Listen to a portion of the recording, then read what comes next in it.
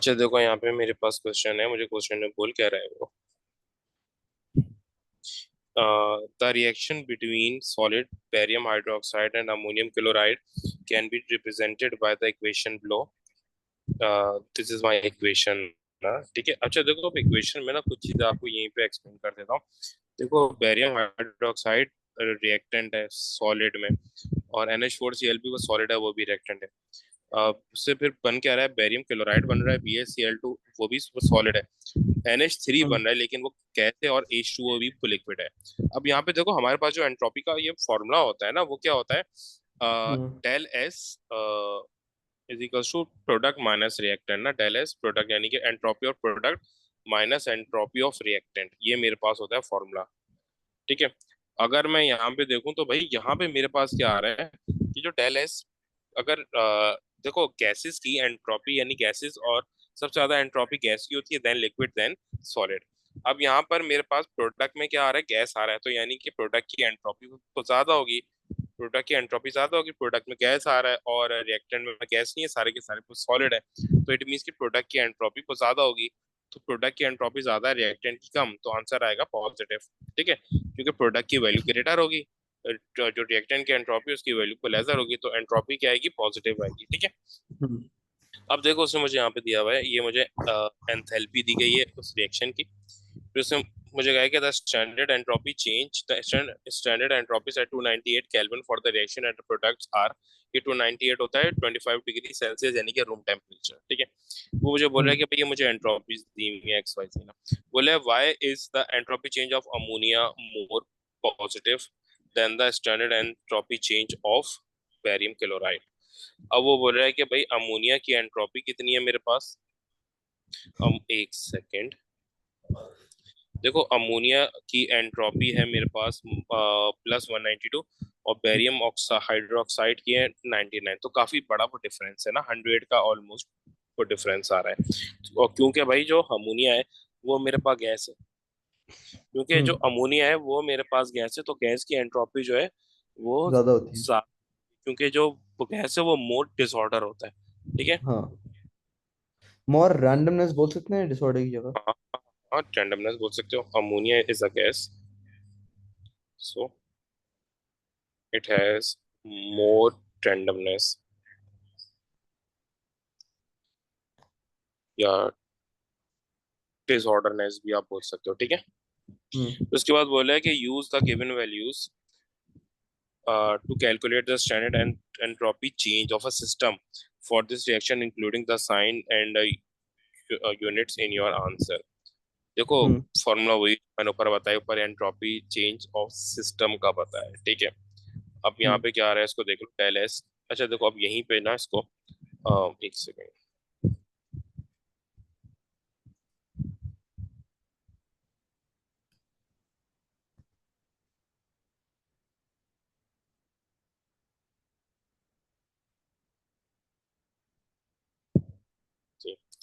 अब देखो यहाँ पे, अब यहाँ पे मैं फॉर्मूला जो है वो अप्लाई कर दूंगा। ठीक है। यहाँ पे हम्म। मेरे पास एंट्रोपीज जो है मुझे गिवन है, तो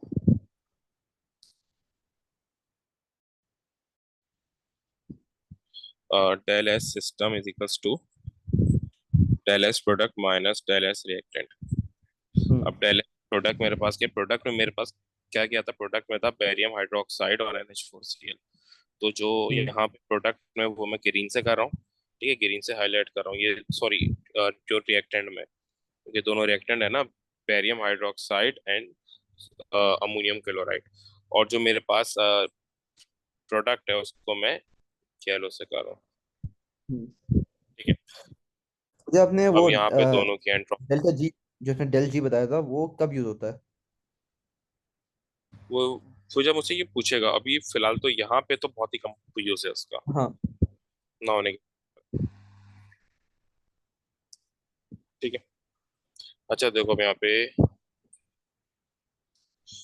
टेलेस प्रोडक्ट मेरे पास क्या है, बेरियम हाइड्रोक्साइड है, कितनी एंट्रोपी है, 99.7। ठीक है, प्लस यहाँ पे कितनी है, 2 मेरे पास मोल्स है NH4Cl के ना, 2 मोल्स है NH4Cl हम्म। के, तो 2 × 94.6। ठीक है, ये हो गई मेरे पास किसकी, अच्छा मैंने ये सॉरी उल्टा लिख दिया। हाँ ये मैंने उल्टा लिख दिया।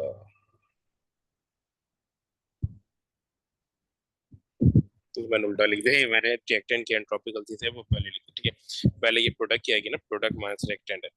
तो हम्म। यहाँ ये प्रोडक्ट की कितनी है, सबसे पहले ये प्रोडक्ट में आ रहा है बेरियम क्लोराइड BaCl2, इसकी कितनी है 123.7 प्लस, उसके बाद आ रहा है 2NH3, NH3 कितनी है 192.3, 2 इंटू 192.3 प्लस, फिर आ रहा है 2H2O, H2O कितनी 69.9, तो 2 इंटू 69.9, और ये इसको हम सब्ट्रैक्ट कर देंगे किससे, एंट्रोपी ऑफ रिएक्टेंट से, जो हमने नीचे लिखी हुई है, ठीक है। तो यहाँ पर हमारे पास आंसर आ रहा है 359.2। ठीक है, आंसर क्या आ रहा है 359.2। अच्छा एंट्रोपी का हमें पता है, जूल्स में लेते हैं, जूल्स, केल्विन इनवर्स और मोल इनवर्स, ठीक है। तो ये मेरे पास आ गया एंट्रोपी ऑफ अ सिस्टम की वैल्यू, ठीक है। ठीक है। फिर देन उसके बाद वो बोल रहा है कि भाई calculate the standard entropy change for the of the surrounding at 298 kelvin for this reaction. अब ये सराउंडिंग की हमने वो निकालनी है ना, ठीक है। देखो सराउंडिंग का फॉर्मूला क्या होता है, del S surrounding is equals to del H minus del H over T. Upon temperature. अब डेल एच कितना है मेरे पास, डेल जैसे एच दिया है पता है उन्होंने 51 पॉइंट। 51.1 किलो जूल है, लेकिन हाँ, सो अब टू तो ये ten power 3। Have to convert it into joule, तो 51.1 इंटू 3 इंटू 10 की पावर 3 हो जाएगा, ठीक है। और टेम्परेचर 298 केल्विन हमें दिया हुआ है, ठीक है। तो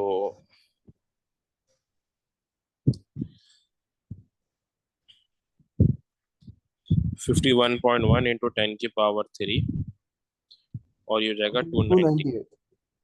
तो आंसर आ गया हमारे पास -171.5 जूल केल्विन इनवर्स और मोल इनवर्स, ठीक है। ये मेरे पास डेल एस सराउंडिंग का आंसर आ गया, ठीक है।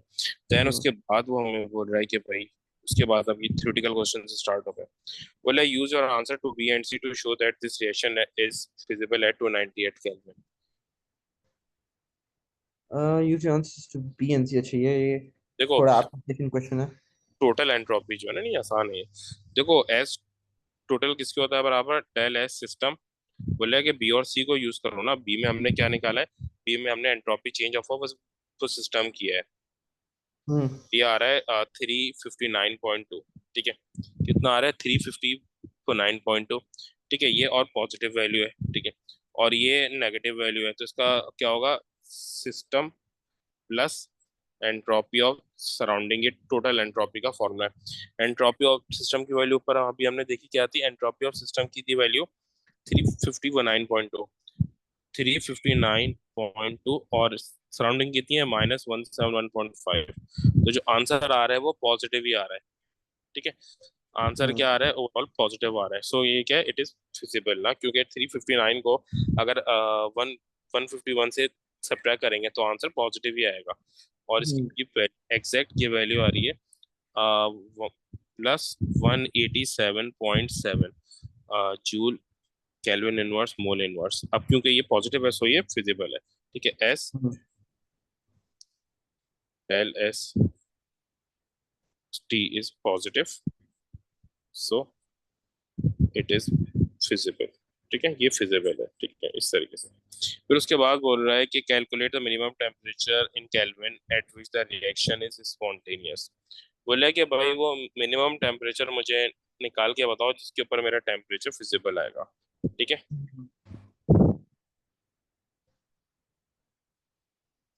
अब जो है ना यहाँ पे डेल जी को यूज होता है, ठीक है। अब यहाँ पे डेल जी का फॉर्मूला को यूज होता है ना, डेल्टा जी का, ठीक है। Delta G is equals to, मैंने बताया था ना यहाँ पे ये यूज होगा, अब ये है।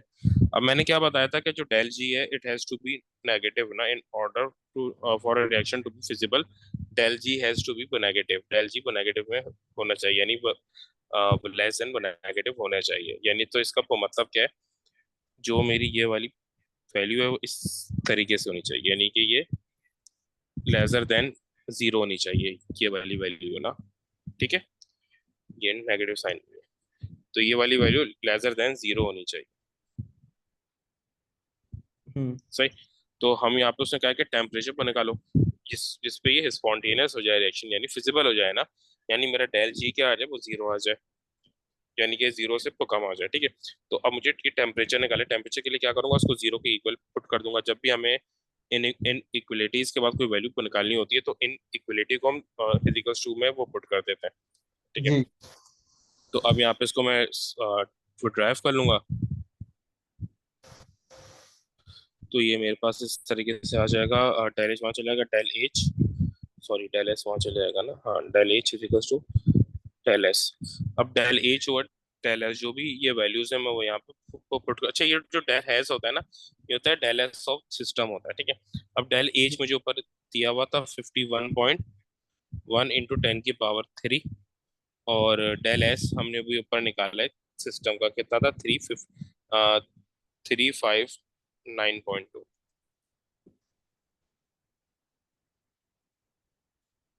359.2। ठीक है। तो अब ये हमारे पास आंसर आ गया 143 केल्विन। 143 केल्विन पे एटलीस्ट ये फिजिबल है। ठीक है। और हमें यहाँ हम्म। पे 298 केल्विन का फाइंड आउट किया था, लेकिन ठीक है, ये वो टेम्परेचर है कि हमें ये मिनिमम टेम्परेचर चाहिए जिस टेम्परेचर पे ये फिजिबल हो जाएगा, इससे कम पे हम्म। ये फिजिबल वो नहीं हो सकता। ठीक है। देखो उसके बाद वो बोल रहा है कि thermochemical data at 298 kelvin for the equilibrium between zinc carbonate, zinc oxide and the carbon dioxide is given below. अब देखो यहाँ पे मेरे पास क्या है, मेरे पास यहाँ पे जिंक कार्बोनेट है सॉलिड, वो डिकम्पोज हो रहा है, सही है, into zinc oxide and carbon dioxide. देखो यहाँ पे प्रोडक्ट साइड पे वो गैस है, अगर प्रोडक्ट साइड पे गैस आ रही है यानी एंट्रोपी पॉजिटिव आएगी। ठीक हम्म। है। और एंथैल्पी उसने दी गई है, वो बोले कि suggest a reason for the difference between the three standard entropies. ये जो स्टैंडर्ड एंट्रोपीज है इनका डिफरेंस को बताओ कि इसका मतलब ये डिफरेंस क्यों आ रहा है। ठीक है। देखो तो दो मार्क है, सबसे पहले तो वो CO2 का होगा। ठीक है। अब अगर मैं CO2 का वो देखूं तो CO2 की सबसे ज्यादा है, सबसे ज्यादा CO2 की है, फिर उसके बाद जिंक कार्बोनेट की है, फिर जिंक ऑक्साइड की है। देखो सबसे पहले मैं CO2 को इन सबसे ये कंपेयर करूंगा। ठीक है।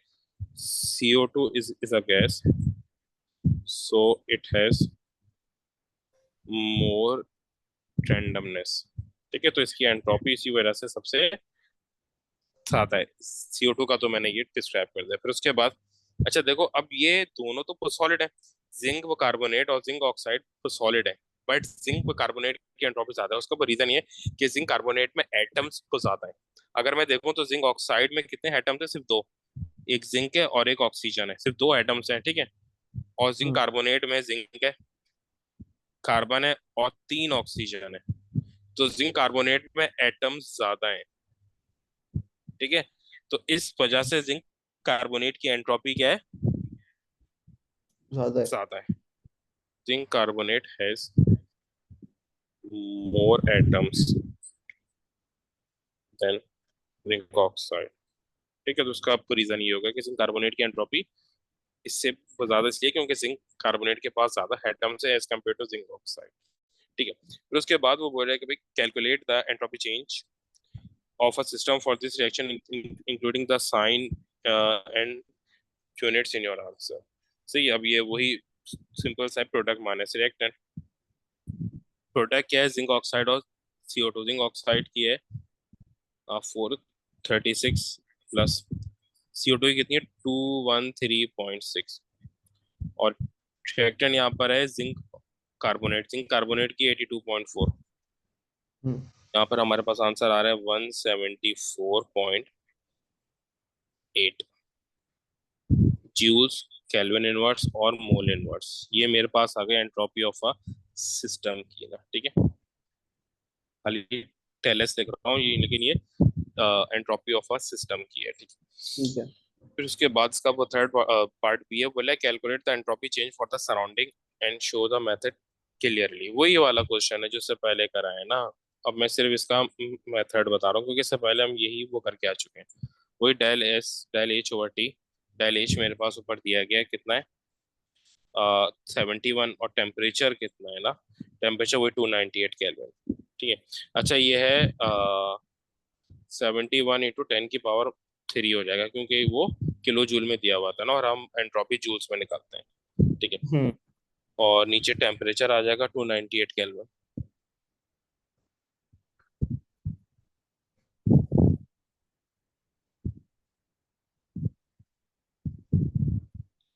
तो ये मेरे पास आंसर आ जाएगा। ठीक है। ठीक है। जो आंसर है इसका, ऐसे आंसर आ रहा है -238 जूल मोल इनवर्स और केल्विन इनवर्स। ठीक है, ये मेरे पास एंट्रोपी ऑफ अ सराउंडिंग का फॉर्मूला है। अब वो बोल रहा है कि calculate the total entropy change for a system for this reaction ना, से टोटल एंट्रोपी निकालो ना, यानी system plus surrounding at 298 hmm. Kelvin. System की कितनी आ रही है मेरे पास, सिस्टम की आ रही है 174 ना, 174.8। तो फॉर्मूला क्या बनेगा मेरे पास, फॉर्मूला बनेगा del S T is equal to del S system plus del S surrounding. Del S system की है 174.8 और इसकी है माइनस, ये भी हमने निकाली है -238। ठीक है। तो हमारे पास जो ओवरऑल आंसर आ रहा है ना, ओवरऑल हम्म। आंसर, ओवरऑल आंसर आ रहा है माइनस,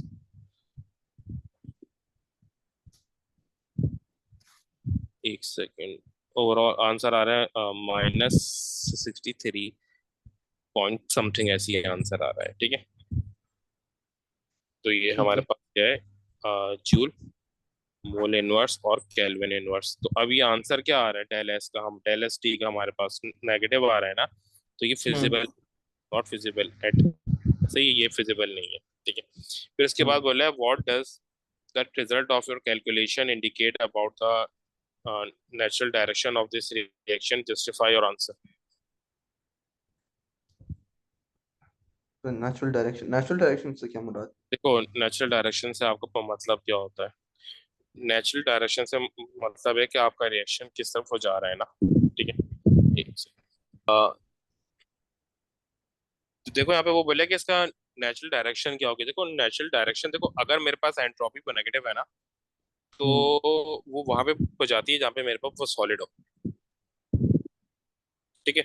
यानी कि अभी यहाँ पर अगर एंट्रोपी पॉजिटिव होती है ना, तो ये आगे की तरफ वो मूव करेगा, और अगर एंट्रोपी नेगेटिव होगी तो मेरा रिएक्शन पीछे की तरफ मूव करेगा, रिएक्टेंट की तरफ मूव वो करता है। अब क्योंकि एंट्रोपी नेगेटिव है, तो रिएक्शन क्या वो करेगा, लेफ्ट टू राइट को मूव करेगा, sorry, right to left move करेगा, यानी प्रोडक्ट टू रिएक्टेंट को मूव करेगा। ठीक है। ये हम्म। होती है आपकी नेचुरल डायरेक्शन। ठीक है। यानी कि अगर एंट्रोपी पॉजिटिव है तो आपका रिएक्शन आगे की तरफ मूव कर रहा है, यानी आपका रिएक्टेंट से प्रोडक्ट फॉर्म हो रहा है ज्यादा। ले अच्छा, और ये जो चीज है ना, ये सिर्फ पूछता है रिवर्सिबल रिएक्शन में, ये किसी आम रिएक्शन में नहीं पूछ सकता। क्यों? क्योंकि आम रिएक्शन तो एक ही डायरेक्शन में प्रोसीड करता है ना, तो ये आपसे ये पूछेगा जब रिवर्सिबल यानी इक्विलिब्रियम रिएक्शन होगा आपके पास, तो इसमें जो इसकी डायरेक्शन है वो आपके सामने शो नहीं हो रही होती ना। ठीक है। तो वो असल में ये पूछ रहा है कि ये ज्यादा किस डायरेक्शन में जा रहा है, फॉरवर्ड जा रहा है या बैकवर्ड जा रहा है। तो ये हम्म। बैकवर्ड प्रोडक्शन में आएगा, अगर किसी की एंट्रोपी वो नेगेटिव है तो वो बैकवर्ड डायरेक्शन में वो मूव करता है। ठीक है। यानी कि आपका जो रिएक्टेंट है वो बहुत कम प्रोडक्ट को बना रहा है। ठीक है। तो आप डायरेक्शन तो लिख दोगे right to left, as the entropy is negative, as del T is negative. ठीक है। तो ये आप जस्टिफिकेशन होगा। हम्म।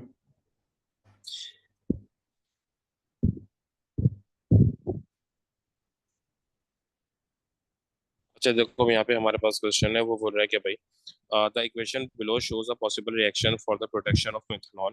अब ये मिथेनॉल प्रोड्यूस हो रहा है। ठीक है यहाँ पे, और ये उसकी एंथैल्पी दी हुई मिथेनॉल की, वो यहाँ पे बोल रहा है कि भाई the entropy of 1 mole of each substance in the equation measured eight 298 kelvin is shown below. अब देखो यहाँ पर उसने मुझे सब देखो, अब कुछ बातें तो मुझे सामने को नजर आ रही है ना। ठीक है। देखो अब यहाँ पे क्या है कि दोनों तरफ ये गैस है ना, अगर मैं हम्म। इक्वेशन को देखूं तो यहाँ पे ये गैस है, गैस से क्या बन रहा है, गैस ही बन रहा है और एक लिक्विड भी बन रहा है। ठीक है। तो अब यहाँ पर प्रॉब्लम क्या है कि देखो यहाँ पर एंट्रोपीज का ना डिफरेंस आ गया है, डिफरेंस इन द सेंस के वैल्यूज कुछ ज्यादा आ गए। ठीक है। वैल्यूज यहाँ पे कुछ ज्यादा आ गई, मोल कुछ ज्यादा आ गए, तो यहाँ पे प्रोडक्ट की एंट्रोपी ऐसी कुछ ज्यादा हो जाएगी, क्योंकि रिएक्टर में सिर्फ एक गैस का मोल है और प्रोडक्ट में दो गैस के मोल से प्लस एक लिक्विड का मोल भी है जो कि बहुत हम्म हैवी है, यानी कि इसमें बहुत सारे एटम्स हैं। अगर मैं देखूं तो इसमें 6 एटम्स आ रहे हैं, तो इसकी एंट्रोपी वैसे बहुत ज्यादा होगी और ये लिक्विड भी है। ठीक है, तो इसकी एंट्रोपी भी बहुत ज्यादा होगी क्योंकि लिक्विड की एंट्रोपी जाहिर सी बात है वो सॉलिड से बहुत ज्यादा होती है, मिड में लाई करती है in between gas and solid. लेकिन ये बहुत हैवी कंपाउंड है ना, यानी कि पता है इसमें बहुत ज्यादा एटम्स है, तो इसकी एंट्रोपी वैसे भी ये बहुत ज्यादा होगी, तो एंट्रोपी इसकी पॉजिटिव यानी एंट्रोपी ऑफ अ सिस्टम। अब वो बोल रहा है कि भाई suggest why methanol has the highest entropy value of these substances. देखो, ऑल दो के मेथनॉल जो है ना मेरे पास लिक्विड है, बस उसकी हम्म एंट्रोपी गैसेस से भी बहुत ज्यादा है, तो उसका वो रीजन क्या है कि इसमें सबसे ज्यादा एटम्स है और सबसे बहुत ज्यादा एटम्स है। जैसे सीओ है, कार्बन मोनोऑक्साइड है, उसमें सिर्फ 2 एटम्स है, इसमें हम्म भी 2 एटम्स है, इसमें 6 एटम्स है, इसमें 6 एटम्स आ रहे हैं ना, तो इसलिए इसकी एंट्रोपी सबसे ज्यादा है। सही है। यानी methanol has greater number of atoms.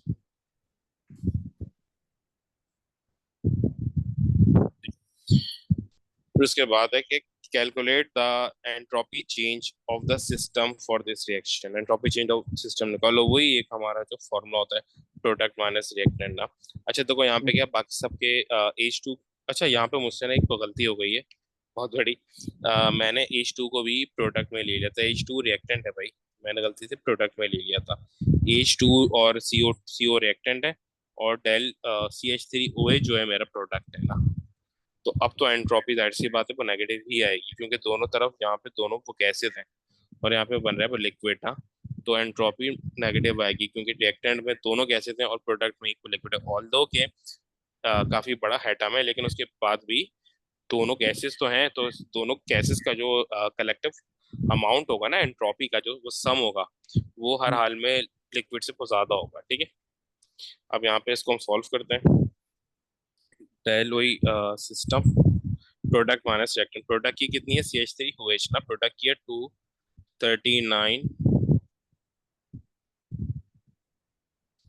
239 minus, अच्छा CO एक है H2 दो है ना, तो CO कितने एक 197.6 प्लस 2 इंटू 130.6। अब क्या करना है, मैंने इनको सॉल्व कर लेना है। ठीक है, तो यहाँ पर मेरा आंसर आ रहा है -219, तो एंट्रोपी हायर एंड पर नेगेटिव में आ रही है -219.1। ठीक है, तो अब ये मेरी वैल्यू क्या आ रही है, ये मेरी वैल्यू नेगेटिव आ रही है यानी कि ये फिजिबल वो नहीं है, वैल्यू पर नेगेटिव होगा यानी कि my del entropy is not feasible. ठीक है, अब वो बोला है is the sign del S system as expected give answer of your give a reason of your answer, कि इसका रीजन क्या है। देखो रीजन तो बहुत ही सिंपल सा है ना कि यस ये एक्सपेक्टेड था, अभी मैंने ऊपर बताया ना हम्म एक्सपेक्टेड था, अभी मैंने एक्सप्लेन किया एक्सपेक्टेड क्यों था, क्योंकि गैसेस रिएक्टेंट में गैसेस के मोल ज्यादा हैं और प्रोडक्ट में कोई भी गैस का मोल वो नहीं है। ठीक है, हम्म यस ये एक्सपेक्टेड था, yes as reactant has more moles of gas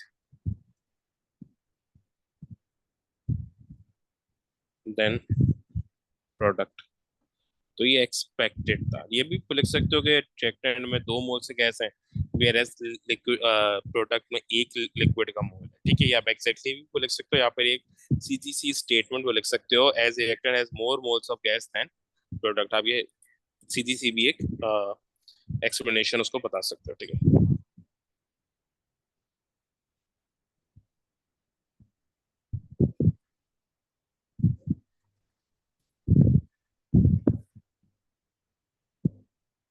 अच्छा देखो अब ये वही आ गया ना डेल एस सराउंडिंग वाला ना, ये उसी तरीके से है ना, del S hmm surrounding equals to -T del H upon T. और हाँ मैंने गलती से यहाँ लिख दिया थी इसके साथ।